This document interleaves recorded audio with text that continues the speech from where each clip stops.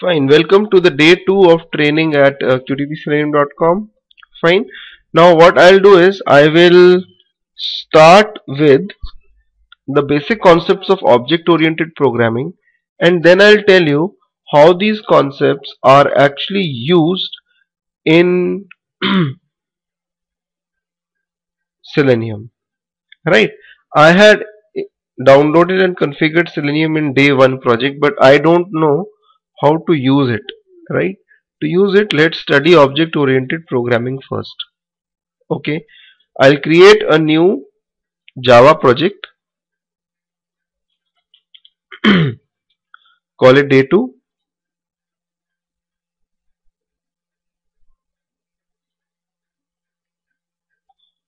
Fine. And in this project what I'll do is suppose I'll create a class known as city.java. So this is the basic class city.java. Fine. Now out here in this class you can list some properties of city class. Fine. Suppose you can list a property known as string name, then int population. Fine. So what are these? These are properties of a city class: the name of the city, the population of the city. Fine. Okay. Now I'll just make a new class over here called as temp.java, just a temporary class. Fine. Now what I'll do is I'll create the object of city.java in temp.java. Right. Now what do you mean by creating the object? The syntax is this: you write new city. When you write new city over here, the object of city.java will be created in temp.java. If I write 2 times, 2 objects will be created. Technically, what does this mean? Technically, you know,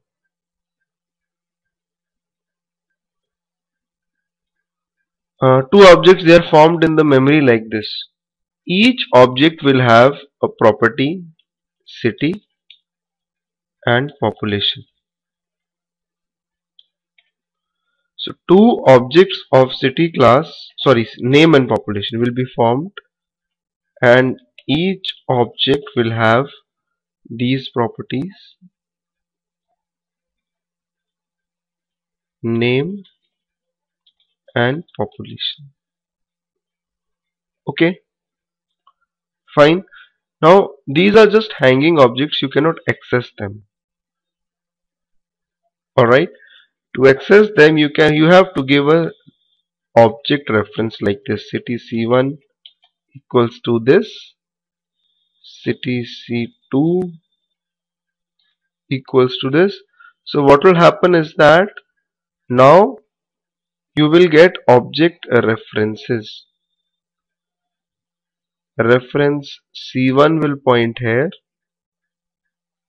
reference C2 will point here to the various objects. With C1 and C2 I can retrieve the inner properties of the object, or I can change the state of the inner properties of the object. Okay, so new city, if you just write this part, this forms the object, but by giving the reference you can actually get the internal properties of the object as well. Okay, fine. Now if I write C1 dot name is say London, okay, and I can write C1 dot population is, I can put a random number, say this is the population of London, and C2 dot name is say Beijing. Fine. and C2 dot population is some other number. Okay. The point to be noted here is that there is just one class city with one variable name and one variable population. But I can create multiple objects of that class, right? And I can give the objects their initial values or whatever you want, their initial state, right? You can initialize the object, right, with the help of reference, object reference. Okay, if I have to retrieve the values of the object and you have to print them, you can use system.out.println. You can write,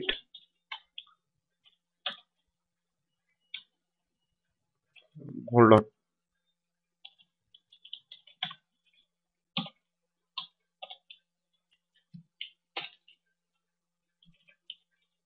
c1.name and c2.name.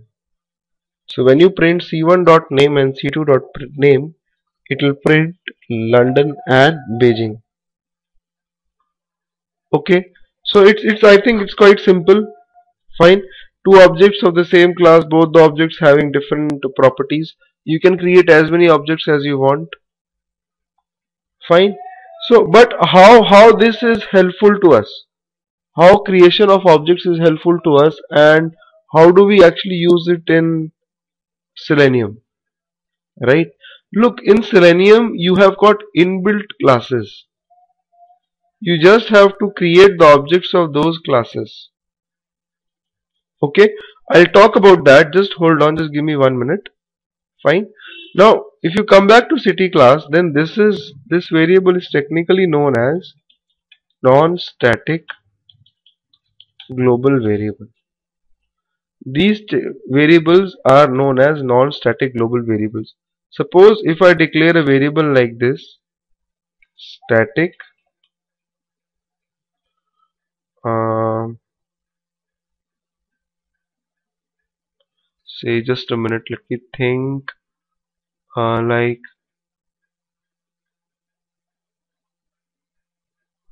uh, static string,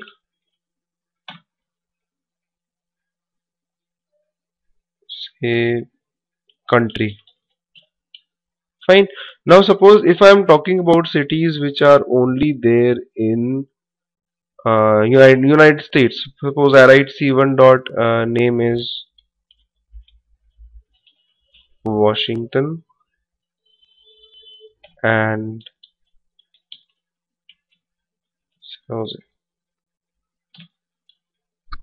right. So we know that all the cities will be from the country United States. Suppose this is just a theoretical example, right? We know that all the cities will be from United States. So you can declare a static string called country. Okay, what static is? Fine. Technically, this is known as a static global variable. Fine. What static is?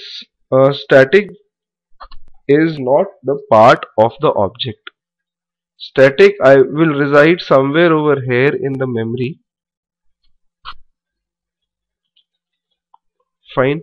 And each and every object can access the static property. Static is basically common. It is a property which is common for all the objects, rather it is the property of the class. Fine. Is my voice breaking for everyone? Kiran is saying that my voice is breaking.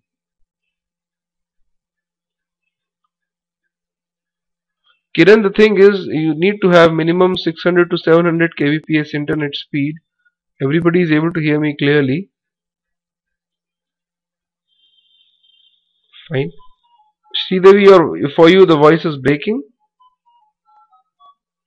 or is it clear? Little bit. Okay, probably 25 people are there. That's why. In the trial classes, you might face some issue, but If you have a good net speed, like it will not break, fine. Make sure there is no mobile phone or any electronic device near your PC. Okay, if you have any electronic device or mobile phone near your PC, then my voice can break. Alright, anyways, let's move further. So as I was telling you that the static stuff is somewhere is actually common. Fine, country will be the common thing. Rather, static is the property of the class. If you have to access static stuff, you can directly write city dot country equals to USA. Static things can be accessed directly with the help of class name dot static stuff. But if you have a non-static variable, you have to create the object of that class and you have to access it. Static is common for everybody. Okay, right? I think you got my point. Fine. Okay.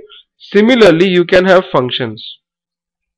For example, public void print name. This print system.out.println name of city is, and you print the name. So what is this? This is a non-static function. Okay. Yeah, Jyoti, feel free to ask questions. Fine. This is a non-static function practically. Okay. So what happens is that in the memory, this function print name becomes the part of every object. Okay. So if I write over here c1 dot print name and c2 dot print name. So when c1 calls the print name function, it will print the name of c1, and when c2 calls the print name function, it will print the name of c2. Please note, function is same, but it depends from which object are you calling it, right? Okay. So can we define a static variable separately? Yeah, you can define. In each Java file you create, you can have static variables, but you should be using them as well, right? Okay, fine. Every Java file has got these set of variables: non-static global variables, static global variables.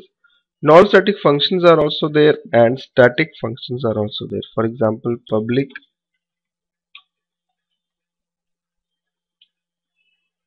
static say void, a function which is common for every city, say transport or clean city, something like this. Okay. So when I have to call this function, I just need to write over here city dot clean city, something like this. You really don't have to create the object of the class, right? Hold on, let me save this. Yeah, you can directly access it with the name of the class dot static content. Okay, practical utility of static you will get to know in some time. Okay, can we assign separately country? No. Look, if I write over here city dot country is equal to USA, then if you want, you can change the value tomorrow. You can put some other country, but it will change for all the objects. Okay, don't think that the country variable will have a different value for different objects C1 and C2. It's something which is common. You can change the value, you can change it anytime. That's not a problem. Okay, fine. So now I hope this point is clear to you. You create the object, and with the object you can access non-static functions, non-static variables and non-static functions. If you have something static, you simply write the class name dot static property.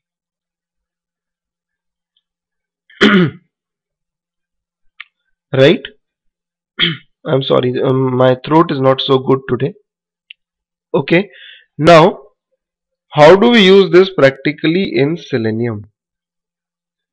Look, in Selenium, the good part is everything is inbuilt. Yeah, Kiran, that's what you'll come to know in some time, what's the use of static and non-static. Okay, in Selenium, everything is inbuilt. You really don't have to make the wheel again, right? All the classes which will help us to automate the application are inside the reference library. So what I'll do is I'll include the Selenium jars again in my project. Yesterday I told you, right, you can go to the project properties and go to add external jars option over here and add the jar files for Selenium. Don't miss the lib ones as well. Okay, you'll have this reference libraries in which you'll have the jar files for Selenium. Now, before I move further, let's actually open up the browser and go to the site seleniumhq.org.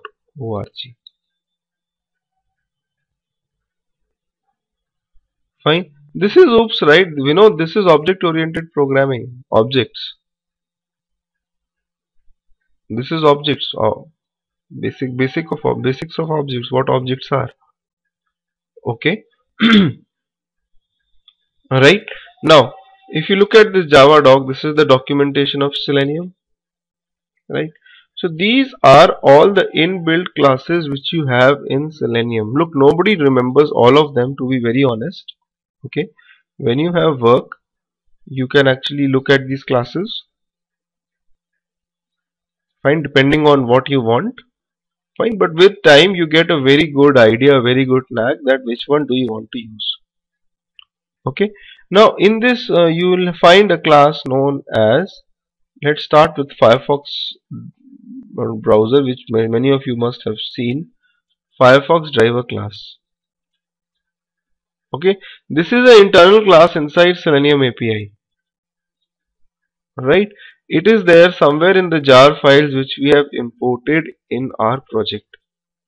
Fine, now what I'll do is I'll just create a new class known as Selenium Basics.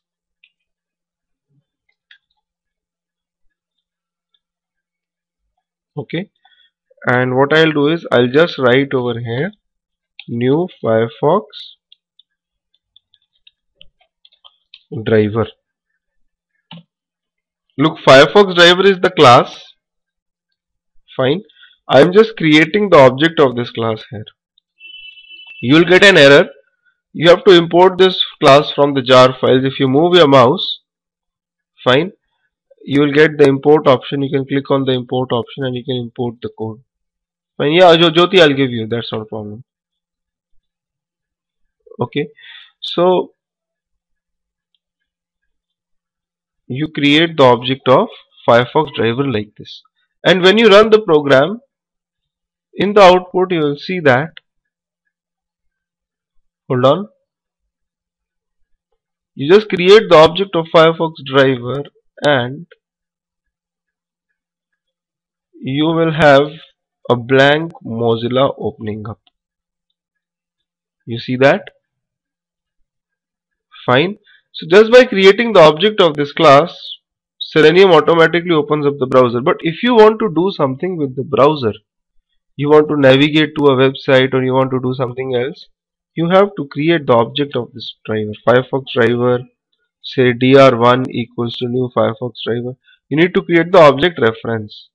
Now dr1 will be pointing towards the Firefox driver object. Rather, you can control your Firefox with dr1.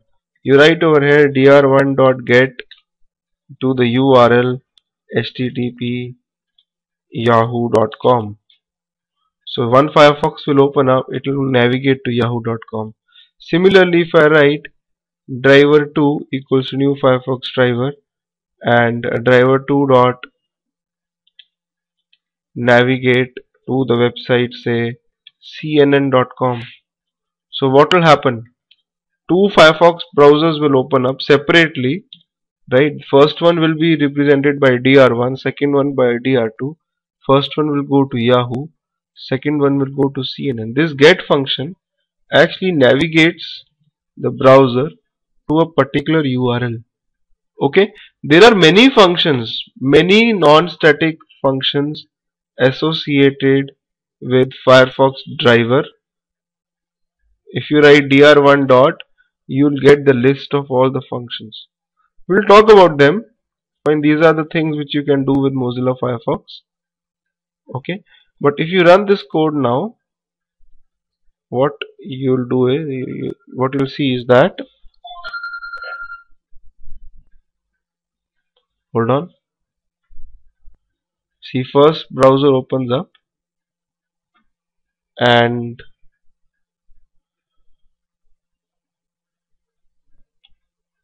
a second browser also opens up.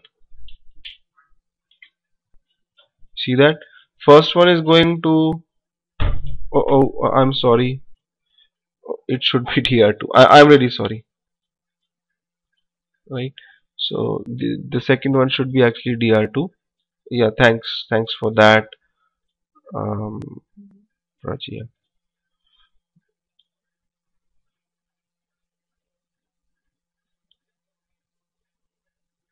Now if you run this, you'll have two browsers opening up. One will go to Yahoo, other will go to CNN.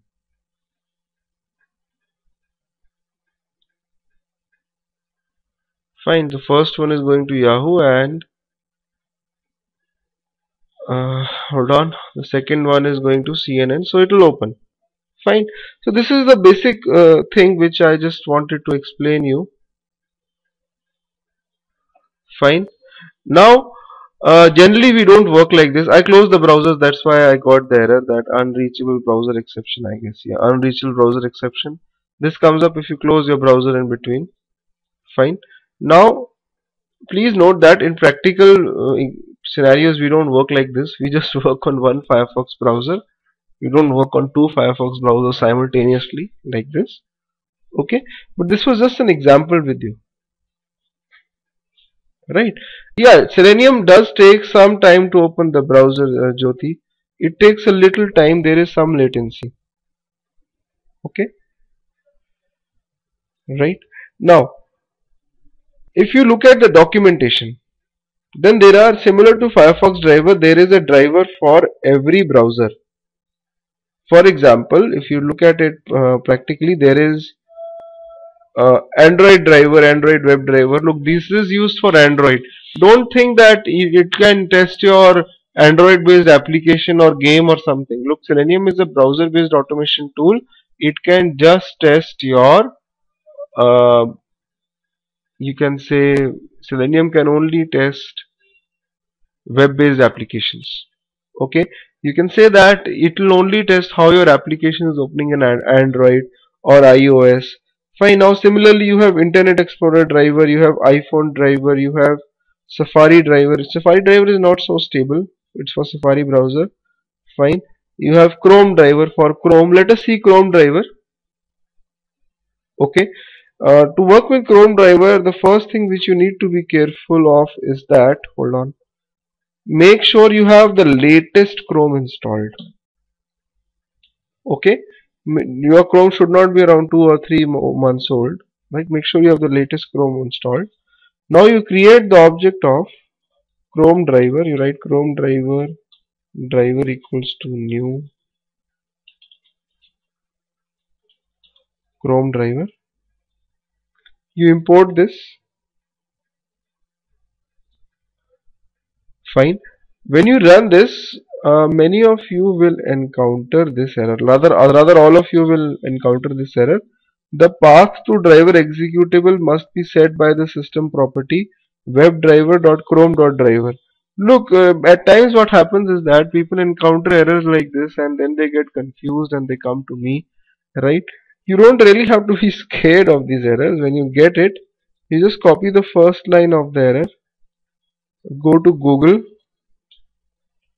and paste the first line, you'll get the solution. What to do. Okay, that's how developers also resolve their issues. You just have to search the error on the Google and you'll get the solution. Look, the solution is that for Chrome driver, you just cannot simply create the object of the class. You need to download a Chrome driver exe from Selenium website. Okay, you go to this location, the download link in seleniumhq.org, right? If you scroll down, you will have this option, third party drivers not developed by Selenium HQ. If you look at this Chrome, you'll have the download page for this. You click on this and you have got various download links for various operating systems out here. You select the Windows 32-bit, like in my case it's Windows, right? You click on this and you save it. Fine, hold on, I'll take this and rather I have already put it over here. I already have it. Fine, this is the zip file. When you extract the zip file, you get chromedriver.exe. Fine, you have to download this from Selenium HQ website. Okay, and what you need to do is that you need to write over here system.setProperty. Fine, and in the error you had that property name webdriver.chrome.driver, and you need to give the path of this exe file. That is, exe file is in my G drive chromedriver.exe, G drive chromedriver. That out here I have placed the chromedriver.exe. You have to set the system property webdriver.chrome.driver. Now what is system, what is set property? Look, system is an internal class and set property is a static function inside it. I don't need to create the object of the system class to access the set property function. You can simply call it by the class name dot the function name. Okay, and you can set the system property. Now if I write Chrome driver new driver and driver dot get, you mention the URL, that is http, say any website, say bbc.com, and when you run this, Chrome will work.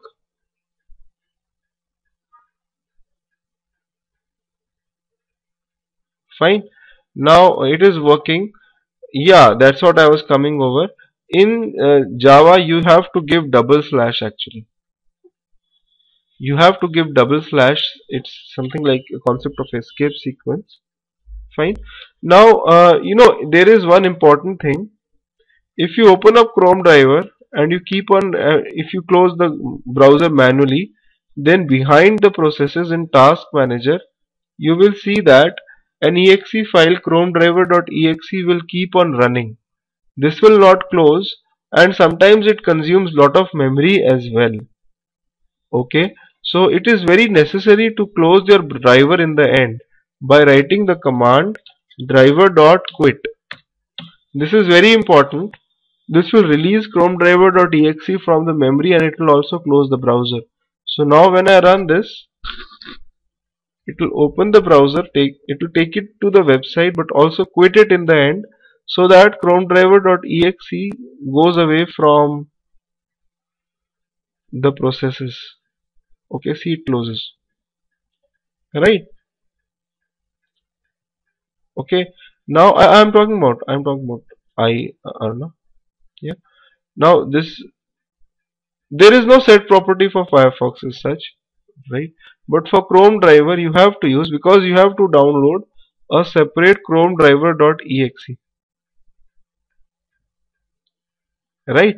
Now if you look at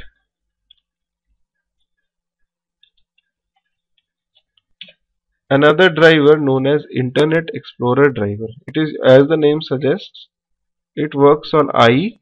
You write over here Internet Explorer driver dr equals to new Internet Explorer driver. Look, I have got Windows XP, but most of the times these days people have got Windows 7 or Windows 8. Okay, fine. I request you to please keep your microphone on mute, right? Because there is a lot of echo. I'm recording the session. Fine. Now, what about iDriver? Internet Explorer driver. Yes, your voice is echoing, Manish. Yeah, tell me.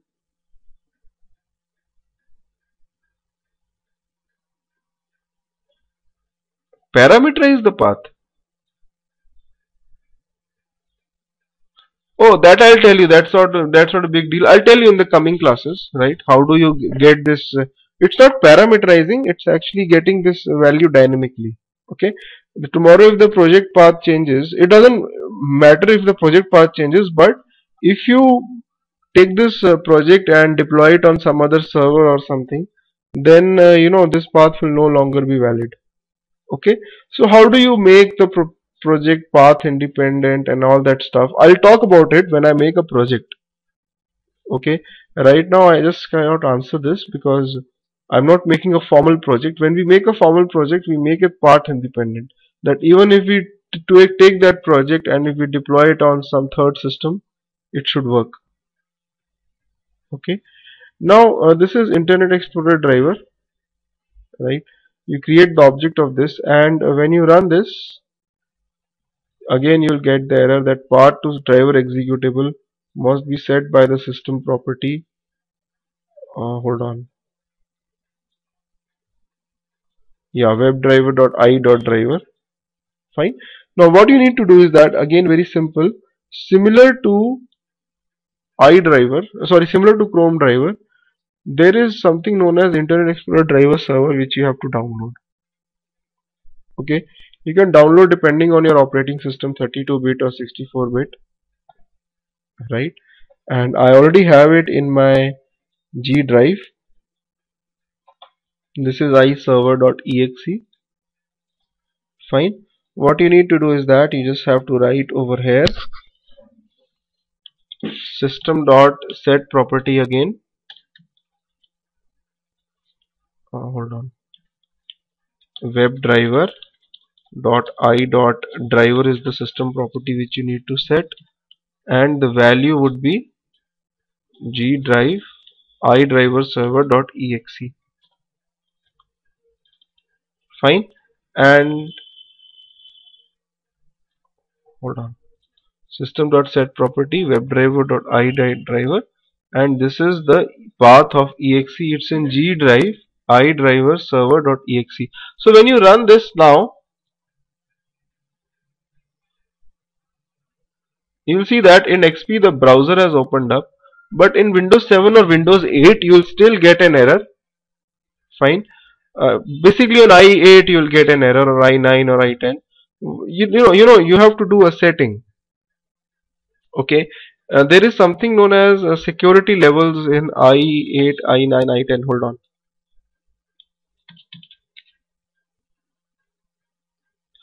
I think it's security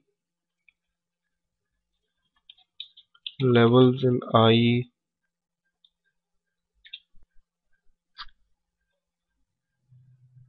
Hold on. Not, yeah, this is the page. When you go to options in I, fine, you have this security option. Now there are four options: internet, local internet, trusted, and restricted, right? Make sure that this pointer is at the same level for all these four, all four of them. Fine. Make sure that this pointer, this cursor, right, this thing is at the same level for all four of these options. Then only it will work on i8, i9, and i10. Okay. So make sure that you do this setting. Fine. Now there is a question being asked. Do we need to install these drivers client system in case of app testing? Yes, you have to. Not in the client, but on the system on which the testing is taking place, on which the Selenium code is running. You need to actually deploy it on that. Okay. You don't install these drivers, you just have to put them in path. That's it. Now I will also start working very smoothly. Okay. There are issues at times with iDriver in Selenium. I have seen them. Fine.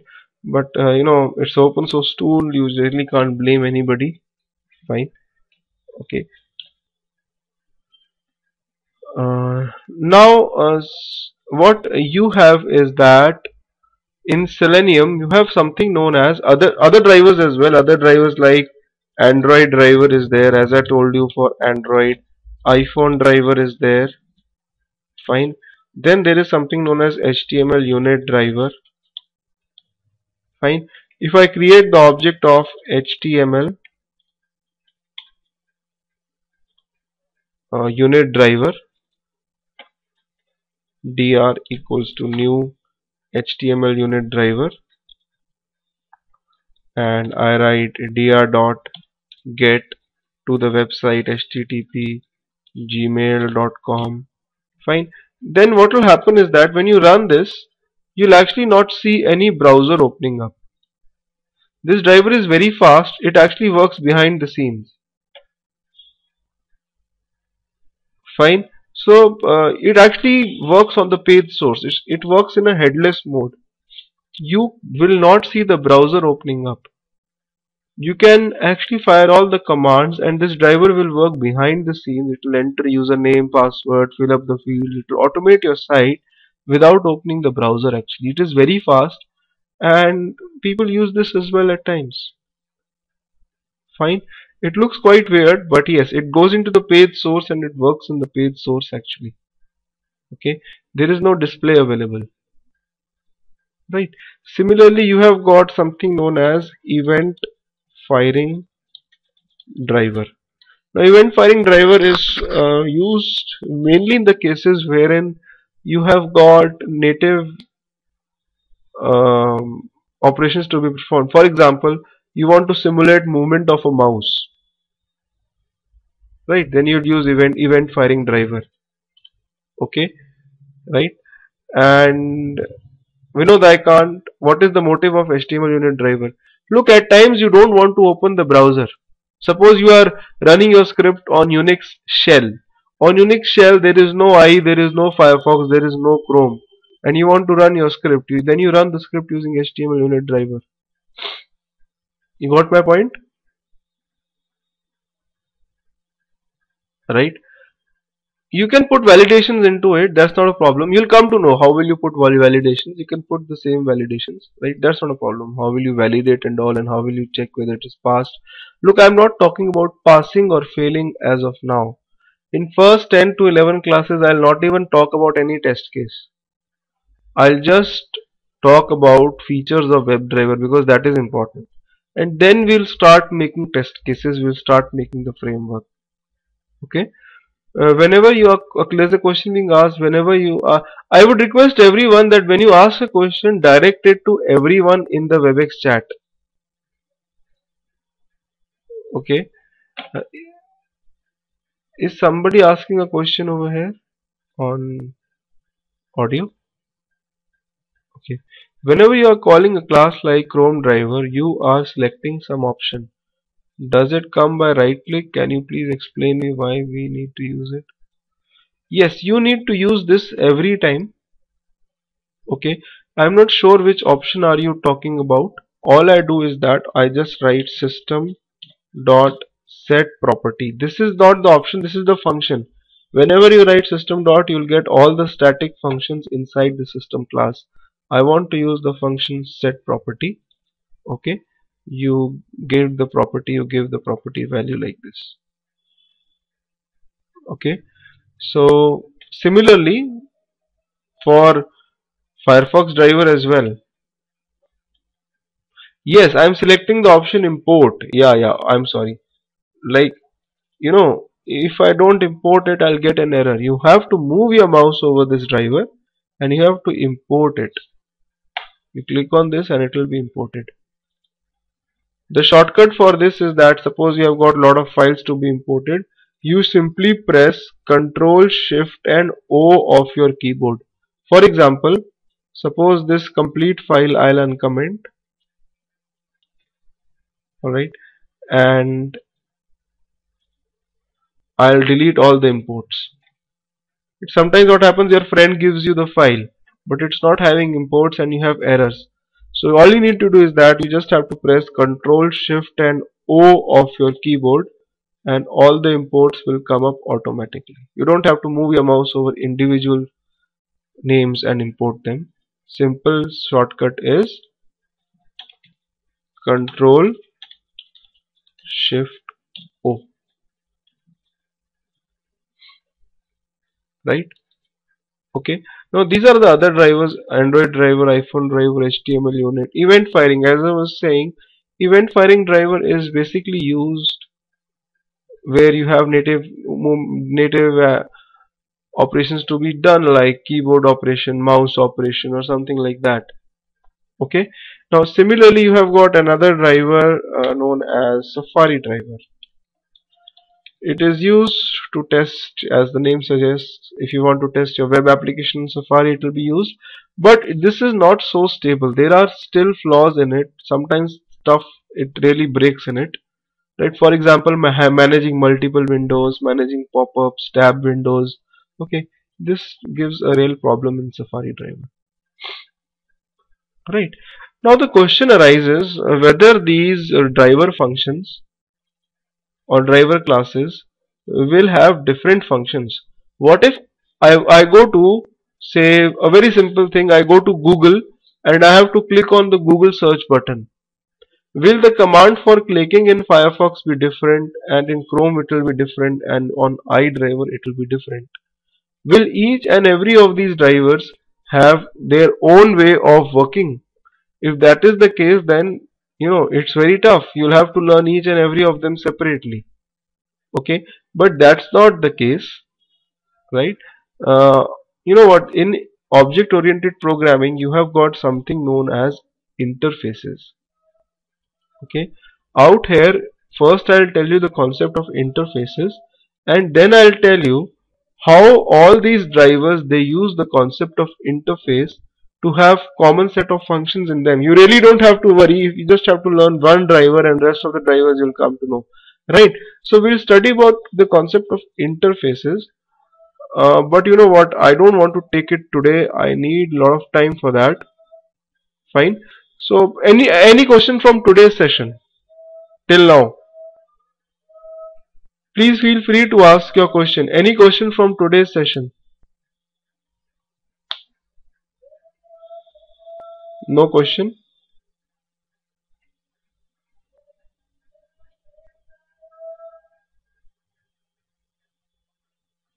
Your voice is, I know, echoing. I could only hear driver.quit. Look, driver.quit quits the session. It closes the browser. It terminates.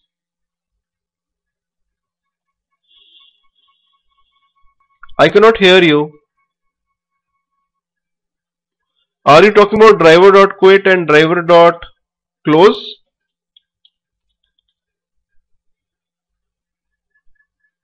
No, we use for other browsers as well. Firefox and IE, for all the browsers we use this.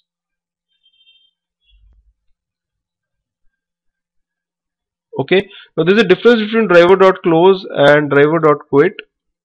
Close will close only the current browser. Suppose if you open the WebDriver session and in the session you open up 5 different browsers, a pop-up browser opens up or something like that. Driver.close will close the browser on which the focus is there, but driver.quit will close all the browsers.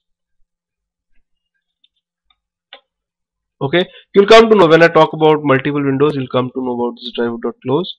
There's a question being asked, why do we use HTML unit driver? Look, Prachi, at times we are not on Windows machine when we are running the script. Okay, You are on a Unix based machine wherein everything looks like this command prompt. You are on a shell. You don't have I over there, you don't have Firefox over there, so we use HTML unit driver over there. Or at times you want your script to be executed very fast. You can use HTML unit driver. This driver is very fast. It's way faster than others. 10 times, 20 times faster. Okay, right. Uh,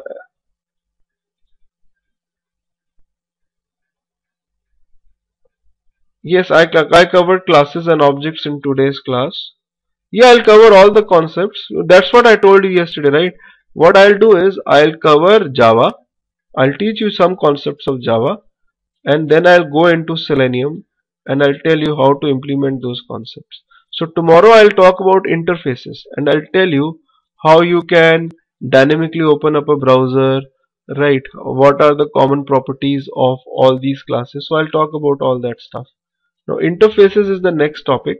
It is very important, right?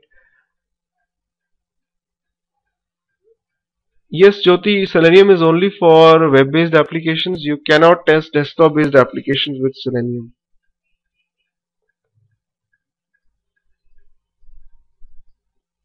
You have to test it on a browser. There is no other way. It works. The engine is JavaScript based, which is only understood by the browsers. Okay, there is no way. You only have to have web-based applications. Yes.